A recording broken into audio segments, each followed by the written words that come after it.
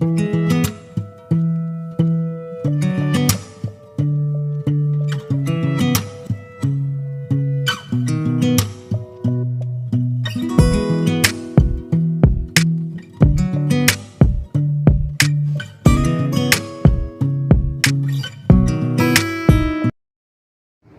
Morning student, Mohta college की online classes में आपका इस्तकबाल है। आज हम बीए पार्ट सेकंड के हमारे दूसरे शायर हकीम मोमिन खां मोमिन की गज़लें और उनकी तस्रीह पढ़ने जा रहे हैं। देखिए, पिछले हमारे वीडियो में हमने मोमिन खां मोमिन की मुख्तसर हयात ज़िंदगी और उनके कलाम की खुसूसियत पर चर्चा की थी। आज का हमारा मौजू है उनकी गज़लों की तस्रीह। तो चलिए हम गज़ल नंबर 1, आखिर उम्मीद ही से चारा फरमा होगा, मर्ग की आस पे जीना शबे हिजरा होगा, को शुरू करते हैं। इसके हम कपलेट पढ़ेंगे और शेर बा शेर तस्रीह करते चलेंगे। तो पहला इनका जो शेर है जो मैंने पढ़ा है, इसमें हकीम मोमिन खां मोमिन कह रहे हैं, यानी यहां इन्होंने ये जो चारा फरमा इस्तेमाल किया है, इसका मानू होता है, इसका जो मीनिंग है वो है मायूसी का इलाज। चारा फरमा यानी मायूसी का इलाज, और मर्ग यहां बीमारी से इन्होंने तबस्सुर तस्वीर दी है। लिखते हैं कि हमारी मायूसी का इलाज सिर्फ एक ही है कि उम्मीद पर कायम रहे। यानी हमारी जो मायूसी है उसका इलाज क्या है? आखिर उम्मीद से चारा फरमा होगा, यानी उम्मीद ही हमारी मायूसी का इलाज कर सकती है। आगे लिखते हैं कि मर्ग की आस पे जीना शबे हिजरा होगा, यानी बिल्कुल उसी तरह शबे फिराक में जीना ऐसा है जैसे कि मौत का, यानी जब मौत का वक्त होता है का इंतजार हो रहा हो, यानी कि इंतजार मौत से भी शदीद होता है।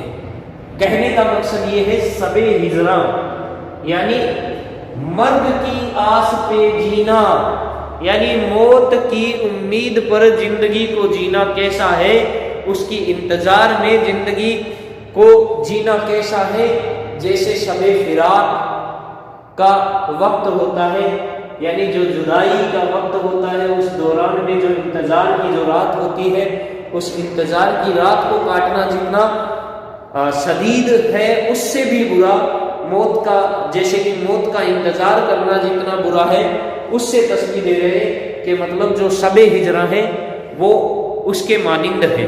शबे हिजरा से मुराद इंतजार की जो रात है, उस रात को किससे तस्वीर दे रहे हैं? जैसे मौत का इंतजार करने से तस्वीर दे रहे हैं। अगला शेर शुरू करते हैं।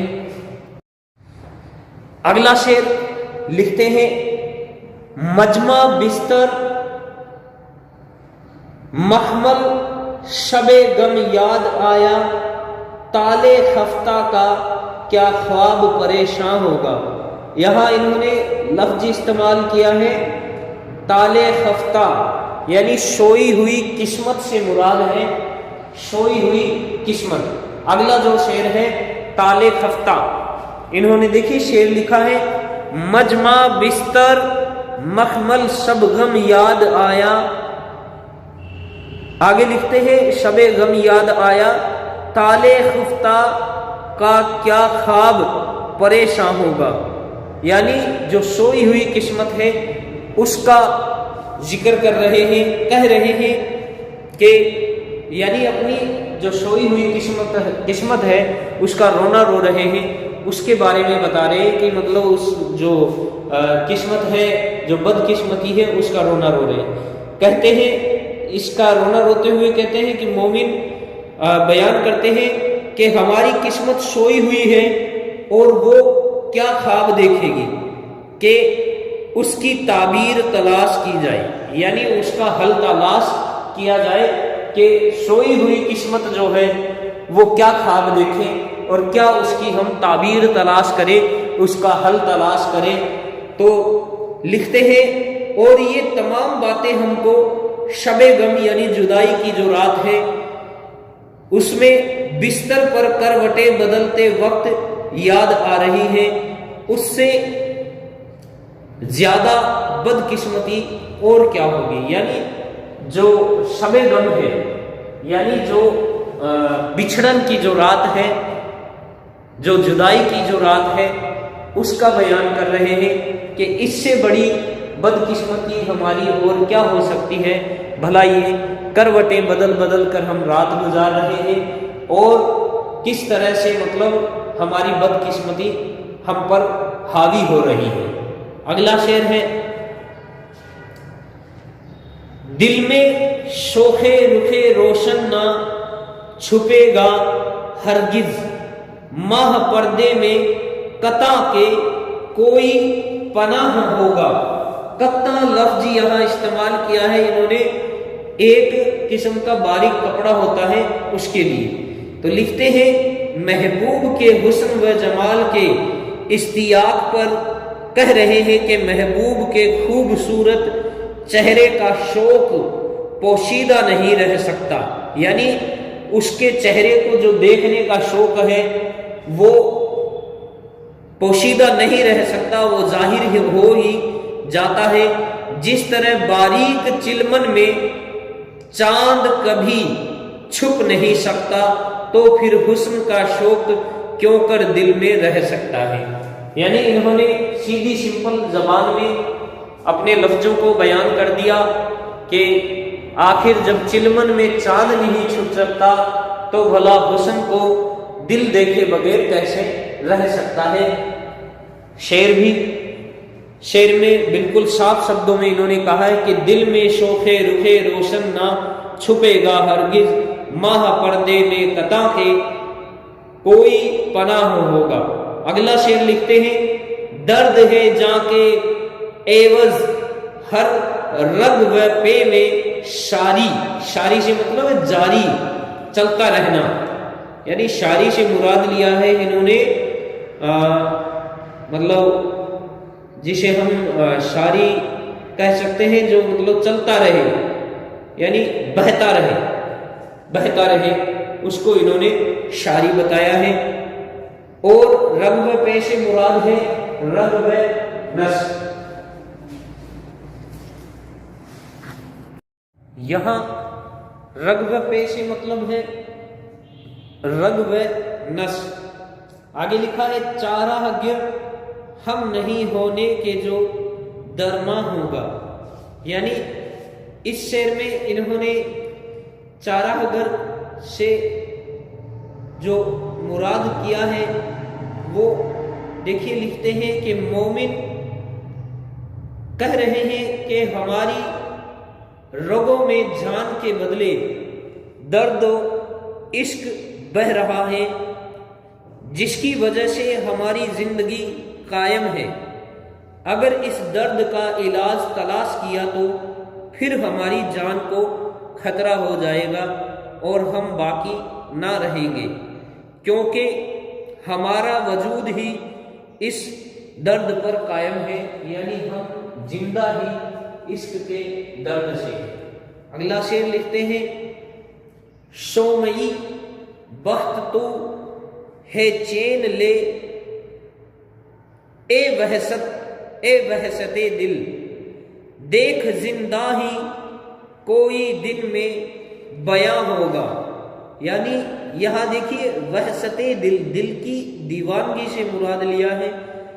زندہ کا معنی ہوتا ہے قید خانہ، اور سومئی یعنی لکھتے ہیں جو شومئی بخت ہے اس سے مراد ہے بد نصیبی، یعنی یہاں بھی سوئی ہوئی قسمت سے ہی مراد لیا ہے، بد نصیبی بتایا ہے۔ لکھتے ہیں کہ اپنے جو دیوانہ دل ہے اس کو دلاسا دیتے ہوئے کہہ رہے ہیں کہ بے قرار دل یہ ہماری بدقسمتی ہے کہ ہم جہاں جاتے ہیں ویرانی ہمارے ساتھ ہوتی ہے. دیکھیے لکھا ہے شوم ای بخت تو ہے چین لے اے وحشت دل. وحشت دل سے مراد ہے دل کی دیوانگی. اور آگے لکھا ہے دیکھیے دیکھ زندہ ہی کوئی دل میں بیاباں ہوگا. یعنی زندہ سے مراد ہے قید خانہ اور بیاباں سے ہم نے لیا ہے ویرانی. تو دیکھیے ان کی ویرانی ہمیشہ یہ کہہ رہے ہیں کہ ہمارے ساتھ جاتی ہے اور جہاں بھی ہم اپنے یہ جو بدقسمتی ہے اس کا بھی رونا رو رہے ہیں کہ ہم جہاں جاتے ہیں ویرانی ہمارے ساتھ ہوتی ہے. اب دیکھو جرم عشق کی وجہ سے جو ہم نے جرم کیا ہے عشق کا اس کی وجہ سے زندہ میں آئے ہیں تو جلد ہی یہ زندہ یعنی قید خانہ بھی ویرانہ بن جائے گا. یعنی ابھی تو ہم زندہ میں آئے ہیں دھیرے دھیرے قیدیوں کے فائدہ ہو جائے گا. سارے قیدی یہاں سے چھوٹ کر چلے جائیں گے اور ہم یہاں بھی تنہا رہ جائیں گے اکیلے رہ جائیں گے. یہ بھی سب ویرانہ ہی پڑا دکھائی دے گا. اگلا شعر لکھتے ہیں نسبت ایش سے ہوں نزعاں میں گریاں یعنی ہے یہ رونا کے دہن گور کا خندہ ہوگا. دیکھیے یہاں انہوں نے استعمال یہ جو لفظ لکھا ہے زندہ پھر سے یعنی قید خانہ اور درما یہاں انہوں نے لفظ لکھا ہے. دیکھیے گریاں سے مانا یہاں ہے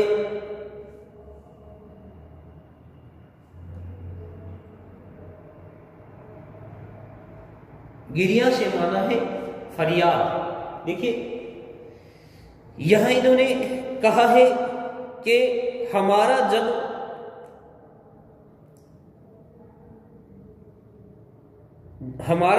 جانکنی کا وقت آئے گا یعنی جب ہمارا جانکنی یعنی جان نکلے گی اس کا وقت آئے گا تو ہم اپنی زندگی کے عیش کے دن کو یاد کر کے افسوس کریں گے کہ ہماری گور بھی ہم پر ہنسے گی. یعنی ہماری جو قبر ہے وہ بھی ہم پر ہنسے گی کہ دنیا میں کیسے کیسے لوگ ہوتے ہیں لیکن سب کا ٹھکانہ آخر کار میری گود ہی بنتا ہے. اگلا شعر ہے بات کرنے میں رقیبوں سے ابھی ٹوٹ گیا دل بھی شاید اسی بد عہد کا پیماں ہوگا. یعنی اپنے محبوب کی جو عادت ہے اس کا یہاں بیان کرتے ہوئے کہہ رہے ہیں کہ عادت کے بھی یہاں مطلب اس کی جو عادت ہے وہ ہے کبھی ہاں اور کبھی نہ. یعنی لکھتے ہیں بات کرنے میں رقیبوں سے ابھی ٹوٹ گیا اور اکثر وعدے توڑنا یعنی اس کی وعدہ خلافی پر طنز کرتے ہوئے کہہ رہے ہیں کہ جب اس نے ہمارے دشمنوں سے گفتگو کی تو ہمارا دل جس میں صرف اسی کے لیے محبت بھری تھی ٹوٹ کر چکنا چور ہو گیا. ایسا لگتا ہے کہ شاید دل بھی محبوب کی طرح بد عہد ہوگا. یعنی جو دل ہے وہ بھی کیا ہے وعدہ خلاف ملے گا جو کہ بات کرنے میں ہی ٹوٹ گیا ہو. مطلب جیسے جو میرا دل ہے وہ بھی مطلب کیا ہوگا بد عہد یعنی صرف وعدہ کرنے میں ہی ٹوٹ گیا. آخری شعر ہے چارہ جو اور بھی اچھا میں کروں گا ٹکڑے پردائے شوخ جو پیوند گریباں ہوگا. یعنی اپنے عشق میں ناکامی کے بعد طنز دیتے ہوئے مومن کہہ رہے ہیں کہ علاج کرنے والے سن لے کہ ہمارے شوخ و چنچل محبوب کے پردے جب ہمارے گریباں کے پیوند ہوں گے تو پھر میں سب کے الگ الگ ٹکڑے کر کے منتشر کر دوں گا. یعنی گریباں سے مراد ہے جو کپڑا ہے، اس سے مراد لی ہے کہ یہ جو گریباں ہے، جب ہم سے ہماری گریباں سے وہ پیوند جو ہوگا، پیوند سے یہاں ہم نے مراد لیا ہے کہ مطلب جو ٹکڑے ہوتے ہیں ان کو سیلنا، یعنی ان ٹکڑوں کو بعد میں پھر سے میں الگ الگ کر دوں گا۔ کہنے کا مقصد یہ ہے کہ جو چاپ ہوا گریباں ہے اس کو الگ الگ کر دوں گا۔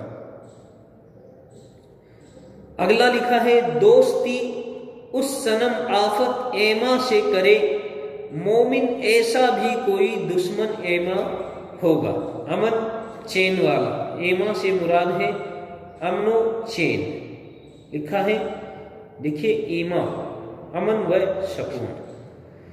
لکھتے ہیں مومن کہ ہم ایسے شخص سے دوستی کر لیں گے جو کہ ہمارے امن و سکون کے لیے آفت ہو، یعنی سکون چھین لینے والا ہو، تو پھر بھلا ایسا شخص جو ایمان کا دشمن ہو کہ اس سے عشق کے نتیجے میں سب کچھ بھول جائیں، ہم کو کہاں ملے گا سوائے محبوب کے۔ یعنی محبوب ہی وہ شخص ہے جو ہمارا ایمان بگاڑ سکتا ہے۔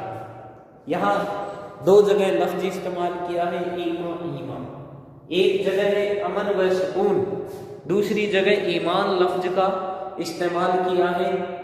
تو دیکھیے انہوں نے جو بات بتانی چاہیے وہ اپنے محبوب سے محبت کے شکوے گلے انہوں نے اپنی اس غزل میں بیان کیا۔ اگلی جو ہماری غزل ہے وہ ہم شروع کرتے ہیں۔ اگلی غزل ہے حکیم مومن خاں مومن کی، اثر اس کو ذرا نہیں ہوتا، رنج راحت فضا نہیں ہوتا۔ یہاں راحت فضا استعمال جو لفظ دیا ہے اس کا معنی ہے سکون بڑھانے والا، ٹھیک ہے۔ تو پہلا ہی شعر لکھا ہے انہوں نے، اثر اس کو ذرا نہیں ہوتا، رنج راحت فضا نہیں ہوتا۔ مومن یہاں اپنے محبوب کی کچھ روی پر اظہار خیال کر رہے ہیں کہ ہم نے تو اس کی خاطر اپنی خوشیاں لٹا دی اور اب ہماری غم زدہ حالت کا اس کو ذرا بھی احساس نہیں، اور اسی غم سے مجھے کسی طرح کی کوئی راحت نہیں مل رہی ہے۔ یعنی یہاں لکھتے ہیں یہ کہ وہ ہماری جانب توجہ کرے، یعنی یہ ان کو اپنے محبوب کو اپنی طرف توجہ کرانا چاہ رہے۔ اگلا شعر ہے، بے وفا کہنے کی شکایت ہے، تو بھی وعدہ وفا نہیں ہوتا۔ یعنی لکھا ہے بے وفا کہنے کی شکایت ہے تو بھی وعدہ وفا نہیں ہوتا۔ محبوب پر صاف صاف لفظوں میں الزام لگا رہے ہیں کہ تو سارے عالم میں ہم کو بے وفائی کا الزام دیتا پھر رہا ہے، لیکن کیا کبھی تو نے اس پر غور بھی کیا کہ تیرا دامن بھی اس وعدہ خلافی کے داغوں سے بھرا ہے۔ یعنی اس نے اپنے محبوب کو پلٹ کر جواب دیا ہے کہ اے محبوب، تو ہم پر بے وفائی کا الزام لگا رہا ہے، کیا تو نے کبھی خود کے گریباں میں جھانک کر دیکھا کہ تو بھی وعدہ خلافی کا داغ لیے پھر رہا ہے۔ اگلا شعر ہے، لکھتے ہیں کسی کو ذوق تلخ کامی لیک، جنگ بن کچھ مزہ نہیں ہوتا۔ لکھا ہے شعر میں دیکھیے تلخ کامی کا مراد ہے ناکامی، اور لکھتے ہیں لیک سے مراد ہے لیکن، لکھا ہے کہ ناکامی اور نامرادی کا شوق بھلا کس کو ہوگا، لیکن ایک ہم ہیں کہ بار بار اپنے عشق میں محبوب سے سخت ست شن کر بھی ناکام لکھتے ہیں کہ سخت ست سن کر بھی ناکامی کا استقبال بڑے شوق سے کرتے ہیں، یعنی کہ اس لڑنے جھگڑنے میں ہی ہمارے سکون کا ذریعہ ہے۔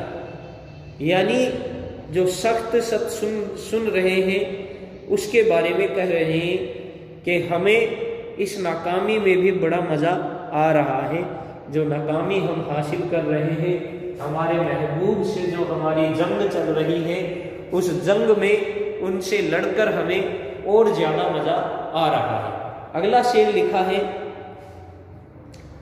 تم ہمارے کسی طرح نہ ہوئے ورنہ دنیا میں کیا نہیں ہوتا۔ یہاں پھر کہہ رہے ہیں اپنے محبوب کو کہ تم تو ہمارے نہیں ہوئے، لیکن بھلا بتاؤ دنیا میں ورنہ کیا کیا نہیں ہوتا۔ لکھتے ہیں کہ دنیا میں سارے کام ہوتے آئے ہیں اور ہو رہے ہیں، لیکن ایک ہم ہی بد قسمت ہیں کہ ایک کام کی خواہش کی وہ پوری نہ ہوئی، یعنی کہ تم کو چاہا لیکن تم ہمارے نہ ہوئے، یہ ہماری بدقسمتی ہے تو اور کیا ہے۔ اگلا شعر لکھے ہیں، اس نے کیا جانے کیا کیا لے کر دل کسی کام کا نہیں ہوتا۔ لکھا ہے اس نے کیا جانے کیا کیا لے کر دل کسی کام کا نہیں ہوتا۔ لکھتے ہیں اپنے عشق کے بارے میں کہہ رہے ہیں کہ عشق ایک ایسی بیماری ہے کہ جس کو بھی یہ لگی بس وہ کسی کام کا نہیں رہتا ہے۔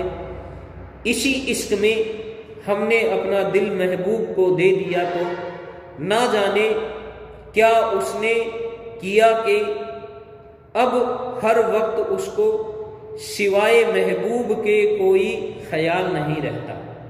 اگلا شعر لکھتے ہیں، امتحان لیجئے میرا جب تک شوق زور آزما نہیں ہوتا۔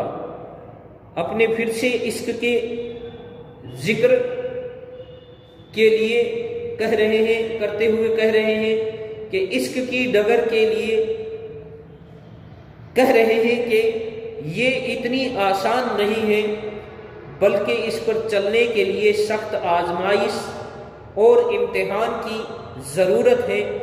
محبوب سے کہہ رہے ہیں کہ آپ بھی میرا امتحان اپنے شوق کی تکمیل تک لیتے رہیں تاکہ مجھے بھی اس ڈگر پر کامیابی مل سکے۔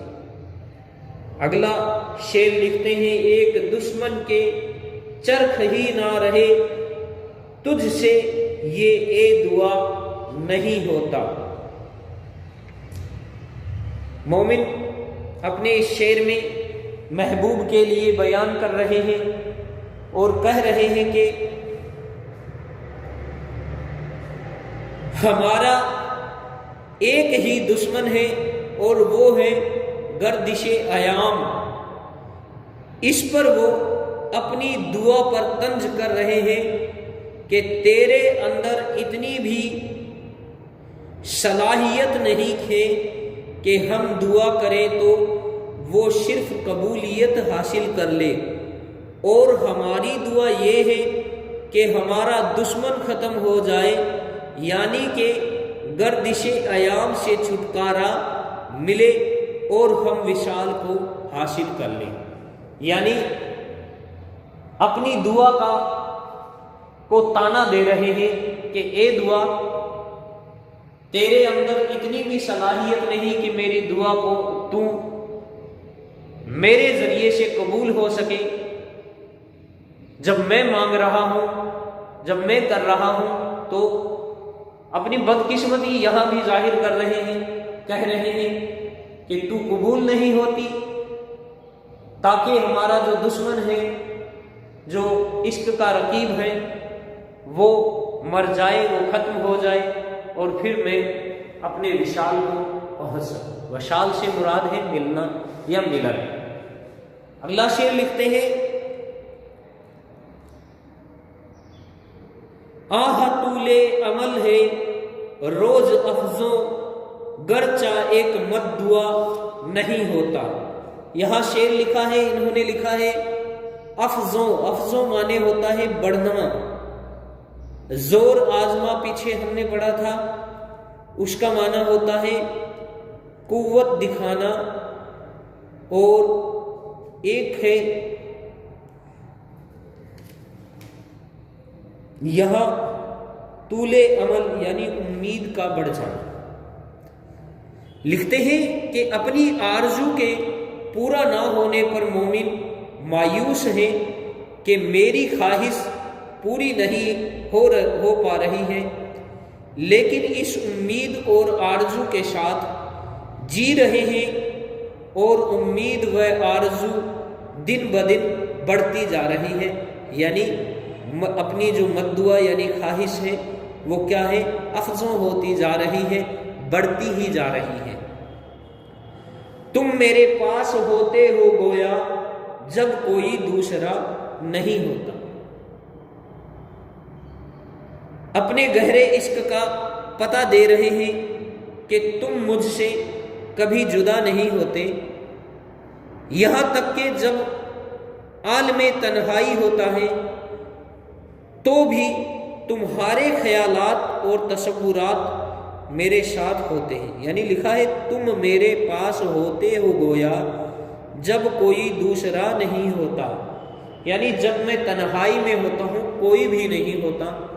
شعر کا معنی دیکھیے کس طرح سے بدلا ہے، تو بھی تمہارا خیال میرے ساتھ ہمیشہ رہتا ہے۔ یہ سچی محبت نہیں تو اور کیا ہے کہ ہمیشہ میرے خیالات میں رہتے ہو۔ اگلا شعر لکھا ہے، حال دل یار کو لکھوں کیوں کر ہاتھ دل سے جدا نہیں ہوتا، یعنی ہر دم ہم ہمارے دل پر ہاتھ رکھتے ہیں،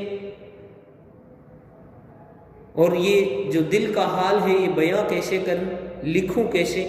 بیاں تو کر سکتا ہوں، اس کو لکھ کر بیاں کیسے کروں؟ کہنے کی مراد ہے کہ محبوب کے ہاتھوں ملنے والی تکلیف اور زخم کی وجہ سے ہاتھ ہمیشہ دل پر ہی رہتا ہے تاکہ دل کو سکون فراہم ہو سکے، لیکن جب اس کو اپنے دل کے حالات لکھنے کا وقت آتا ہے تو پھر وہاں میں مجبور ہوتا ہوں کہ سینے سے ہاتھ ہٹا نہیں سکتا، اس لیے لکھنے سے مجبور ہوں، یعنی لکھ نہیں سکتا۔ اسی کرم میں اسی سلسلے میں اگلا جو شعر ہے لکھتے ہیں، رحم کر قسم جانے غیر نہ ہو، یہاں قسم سے مراد لیا ہے انہوں نے لفظ دشمن۔ سب کا دل ایک سا نہیں ہوتا، اے دشمن تو رحم کر۔ لکھتے ہیں کہ خبردار، اپنے محبوب کو خبردار کر رہے ہیں اور کہہ رہے ہیں کہ اس دنیا میں تمام لوگوں کے دل ایک جیسے نہیں ہوتے ہیں، اس لیے اے دشمن جان محبوب تو ذرا نرمی سے کام لے کہ تیرے عاشق کی جان غیر یعنی خراب نہ ہو، ورنہ تو تختائے ستم کس کو بنائے گا، یعنی پھر تو کس پر ستم کرے گا اگر میری جان خراب ہو گئی تو، یعنی اگر میں مر گیا تو تیرے پاس ستم کرنے کے لیے کوئی نہیں بچے گا۔ ایک شعر اور، چارہ دل سوائے صبر نہیں، سو تمہارے سوا نہیں ہوتا۔ کہہ رہے ہیں کہ اس بے قرار دل کا علاج تو صرف صبر ہے، لیکن وہ نہیں ہو رہا ہے۔ صبر بھی اسی صورت میں ممکن ہے جب کہ تمہارا حصول ہو جائے، یعنی جب تم حاصل ہو جاؤ گے تو صبر ہو جائے گا، اور جب تم مل جاؤ گے تو پھر تمام درد دل ختم ہو جائیں گا اور بے قرار دل کو صبر آ جائے گا۔ یعنی شعر دیکھیے لکھا ہے کہ چارہ دل، یعنی یہ جو بیمار دل ہے اس کے بارے میں کہہ رہے ہیں سوائے صبر نہیں، یعنی اس کو کوئی بے قرار دل کو ابھی صبر نہیں ہے، سو تمہارے سوا نہیں ہوتا۔ یعنی جب تک تم نہیں مل جاؤ دل کو صبر نہیں ملنے والا۔ اس بے قرار دل کا جو درد دل ہے، یہ درد دل جب ختم ہوگا، جب تم حاصل ہو جاؤ گے، تم مل جاؤ گے۔ آخری شعر غزل کا، کیوں سنے عرض مضطر اے مومن، صنم آخر خدا نہیں ہوتا۔ مضطر سے مراد ہے یہاں پریشان حال۔ لکھا ہے اپنے محبوب کی لاپرواہی اور بے رخی سے عاجز آ کر کہہ رہے ہیں کہ وہ خدا تھوڑی ہے کہ دعا کی اور قبول ہوگی، یعنی وہ کوئی خدا تھوڑی ہے کہ ہم اس کے آگے گڑ گڑائیں گے اور وہ قبول کر لے گی۔ وہ بھی ہماری طرح سے ایک انسان ہے، یعنی خدا نہیں ہے جو اپنے بندے کی دعا سنتا ہے اور قبول کر لیتا ہے، وہ بھی انسان ہی ہے۔ آخر وہ پریشان حال اس عاشق کی بات کیوں سنے؟ بھلا اس میں اس کا کیا فائدہ ہے؟ دعا تو صرف خدا ہی سنتا ہے، جبکہ صنم تو آخر صنم یعنی پتھر کی مورت ہے، یعنی صنم تو پتھر کی جانب کی مانند ہوتا ہے، یعنی اس کا دل تو پتھر کی طرح ہوتا ہے۔ وہ ہماری دعا کیسے سنے گا؟ کیونکہ وہ صنم ہے، وہ انسان ہے، نہ کہ وہ خدا ہے۔ شعر اس طرح سے لکھا تھا کہ کیوں سنے عرض مضطر اے مومن، آخری شعر ہے، مقطع کا شعر ہے، صنم آخر خدا نہیں ہوتا، یعنی صنم خدا نہیں ہوتا ہے کہ وہ ہماری بات کو قبول کر لے۔ چلیے آج کا ہمارا جو 2 غزلیں تھی وہ ہم یہیں پر ختم کرتے ہیں، تاکہ اس میں جو غزل ہے بوریت نہ آئے، اس وجہ سے ہم 2 ہی غزل پڑھیں گے اور اس سلسلے کو آگے بڑھاتے چلیں گے۔ شکریہ، اگلی کلاس کل ہوگی۔